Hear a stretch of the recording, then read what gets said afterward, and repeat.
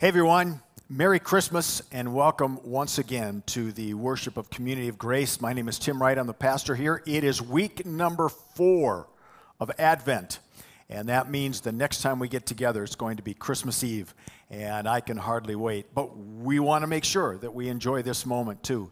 So for 18 years, for 18 Christmases, I have at some point during the Christmas season read a story called The Three Trees, and we're going to do it again. Once upon a mountaintop, 3 little trees stood and dreamed of what they wanted to become when they grew up. The first little tree looked up at the stars, twinkling like diamonds above him. "I want to hold treasure," he said. "I want to be covered with gold and filled with precious stones. I will be the most beautiful treasure chest in the world." The second little tree looked out at the small stream trickling by on its way to the ocean. "I want to be a strong sailing ship," he said. "I want to travel mighty waters and carry powerful kings. I will be the strongest ship in the world." The third little tree looked down into the valley below where busy men and busy women worked in a busy town. "I don't want to leave this mountaintop at all," she said. "I want to grow so tall that when people stop to look at me, they will raise their eyes to heaven and think of God. I will be the tallest tree in the world." Years passed. The rains came. The sun shone, and the little trees grew tall. One day, 3 woodcutters climbed the mountain. The first woodcutter looked at the first tree and said, "This tree is beautiful. It's perfect for me." With a swoop of his shining axe, the first tree fell. "Now I shall be made into a beautiful chest," thought the first tree. "I shall hold wonderful treasure." The second woodcutter looked at the second tree and said, "This tree is strong. It's perfect for me." With a swoop of his shining axe, the second tree fell. "Now I shall sail mighty waters," thought the second tree. "I shall be a strong ship fit for kings."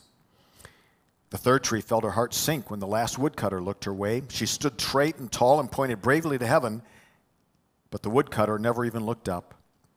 "Any kind of tree will do for me," he muttered. And with a swoop of his shining axe, the third tree fell.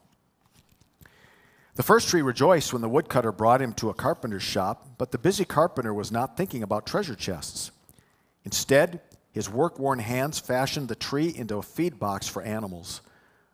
The once beautiful tree was not covered with gold or filled with treasure. He was coated with sawdust and filled with hay for hungry farm animals. The second tree smiled when the woodcutter took him to a shipyard, but no mighty sailing ships were being made that day. Instead, the once strong tree was hammered and sawed into a simple fishing boat.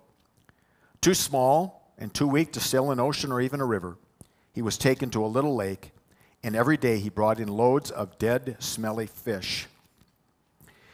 The third tree was confused when the woodcutter cut into her strong beams and left her in a lumber yard. "What happened?" the once tall tree wondered. "All I ever wanted to do was stay on the mountaintop and point to God." Many, many days and nights passed. The 3 trees nearly forgot their dreams. But one night, golden starlight poured over the first tree as a young woman placed her newborn baby in a feed box. "I wish I could make a cradle for him," her husband whispered. The mother squeezed his hand and smiled as the starlight shone on the smooth and sturdy wood. "This manger is beautiful," she said. And suddenly, the first tree knew he was holding the greatest treasure in the world. One evening, a tired traveler and his friends crowded into the old fishing boat. The traveler fell asleep as the second tree quietly sailed out into the lake. Soon a thundering and thrashing storm arose. The little tree shuddered. He knew he did not have the strength to carry so many passengers safely through the wind and the rain. The tired man awakened. He stood up, stretched out his hand, and said, "Peace." The storm stopped as quickly as it had begun. And suddenly, the second tree knew he was carrying the king of heaven and earth. One Friday morning, the third tree was startled when her beams were yanked from the forgotten woodpile. She flinched as she was carried through an angry, jeering crowd. She shuddered when soldiers nailed a man's hands to her. She felt ugly and harsh and cruel. But on Sunday morning, when the sun rose and the earth trembled with joy beneath her, the third tree knew that God's love had changed everything. It had made the first tree beautiful. It had made the second tree strong. And every time people thought of the third tree, they would think of God.